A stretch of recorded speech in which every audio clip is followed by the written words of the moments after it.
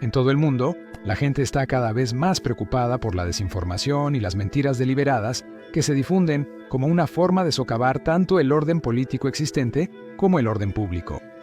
El Internet, especialmente las redes sociales desreguladas, ha facilitado que individuos y estados enemigos difundan desinformación.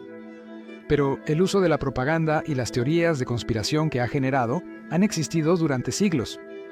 Debemos recordar que, especialmente en la época medieval, había mucha superstición y miedo, y las teorías de conspiración pueden ser increíblemente reconfortantes, porque ayudan a las personas a entender el mundo que las rodea y a darle sentido a eventos fuera de su control. Viajemos a la Edad Media para ver rumores maliciosos, chivos expiatorios religiosos y noticias falsas políticas. Bienvenidos a la locura medieval.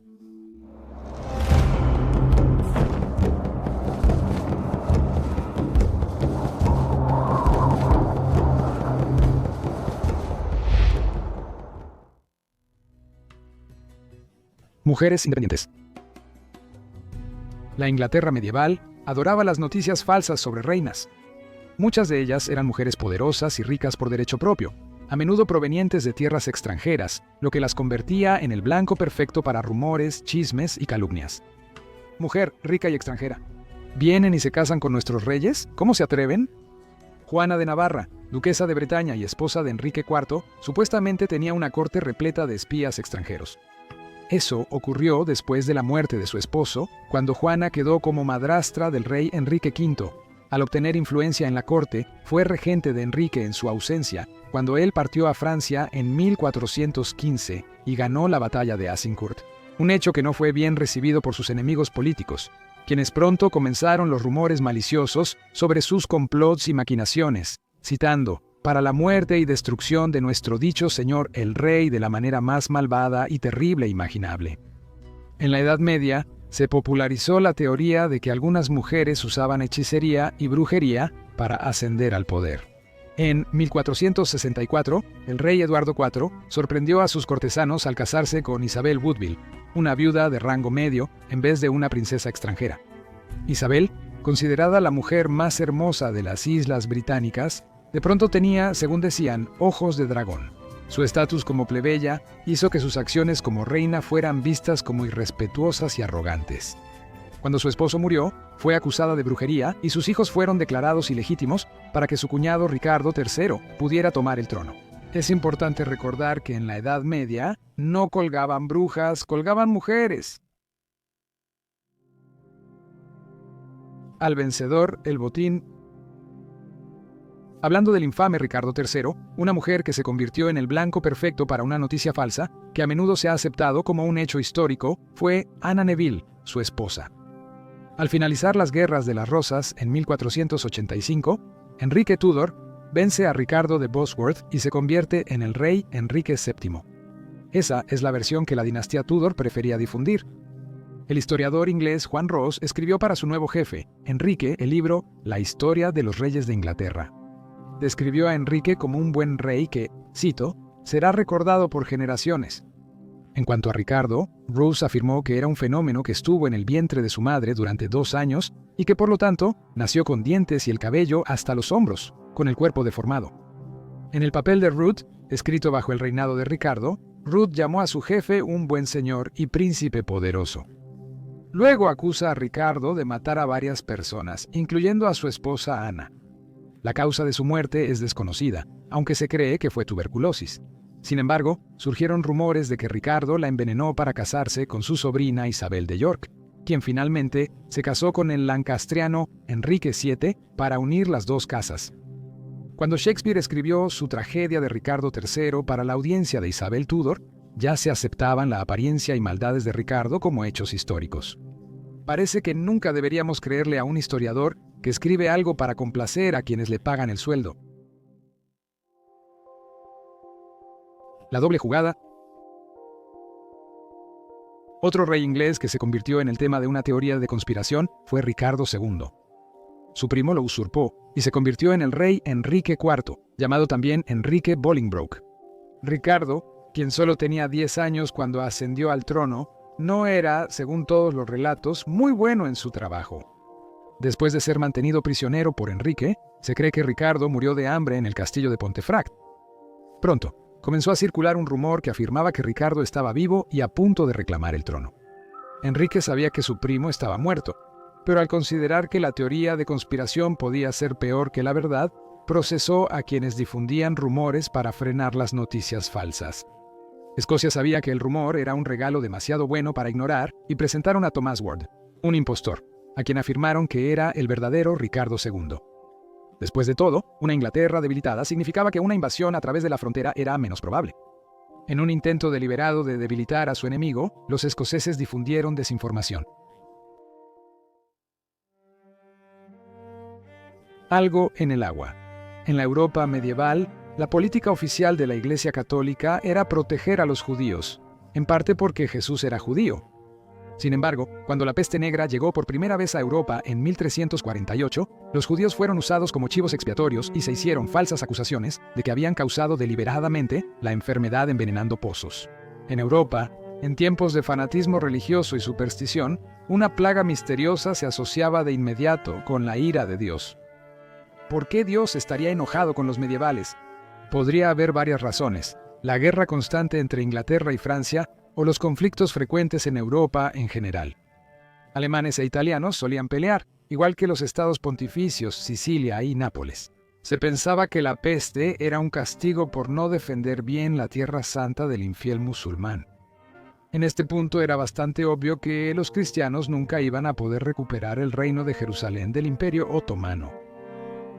Entonces surgió una nueva idea.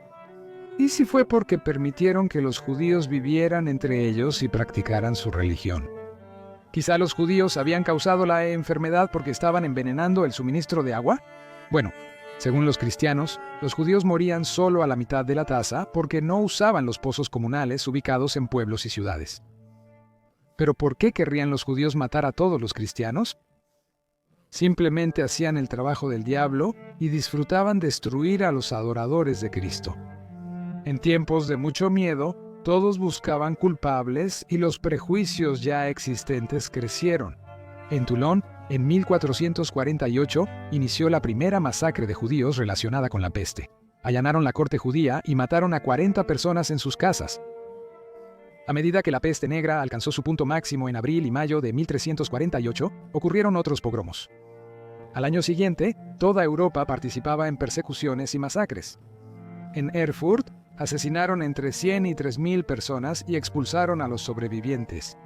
Esto fue seguido por más atrocidades en Basilea, Zúrich, Flandes y Aragón en España.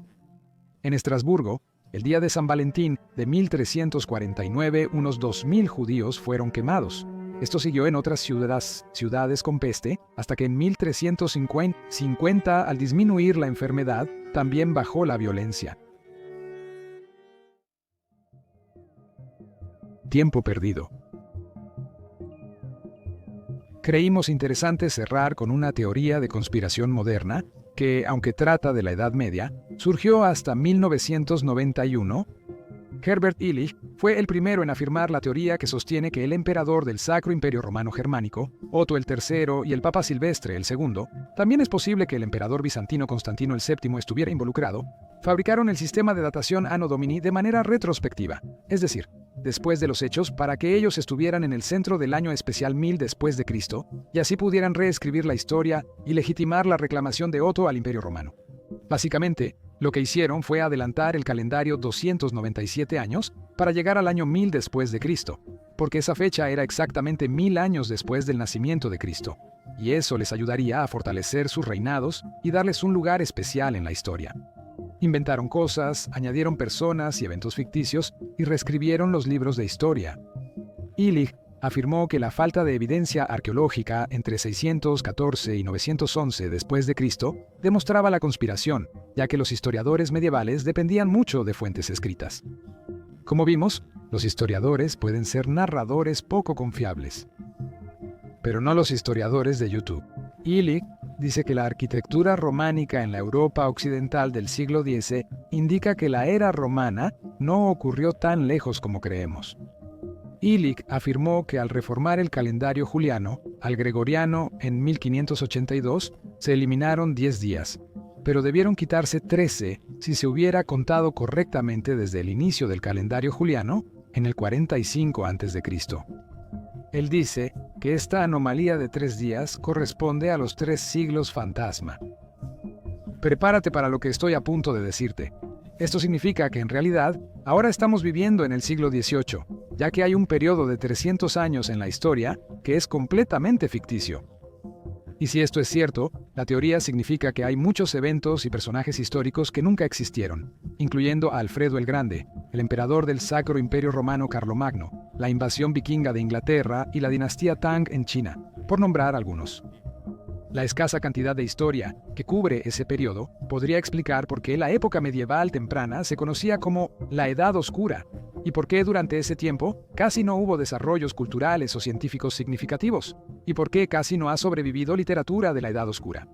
También es cierto que no tenemos idea del poder de la Iglesia europea en el periodo temprano, aunque sí sabemos cómo gobernó cada aspecto de la vida después. ¿Pudieron 2 emperadores y un papa engañar a millones sin libros ni relojes mecánicos? En general, la respuesta es no, y los historiadores modernos han descartado esa teoría como pseudo-historia por varias razones. Una de las principales fallas es su eurocentrismo, ya que existen registros históricos continuos que cubren el periodo en cuestión de otras civilizaciones. Sin embargo, existen obras de eruditos del siglo XVIII como Joseph Scaliger, Dionysius Peterbius y Jean Hardouin, quienes estudiaron cronologías antiguas y cuestionaron fechas en documentos medievales y escritos de la Iglesia, apoyando esta teoría. Parecería que, aunque hoy en día la tecnología puede ser el medio por el cual la desinformación se difunde rápidamente, las teorías de conspiración han sido bastante comunes a lo largo de la historia.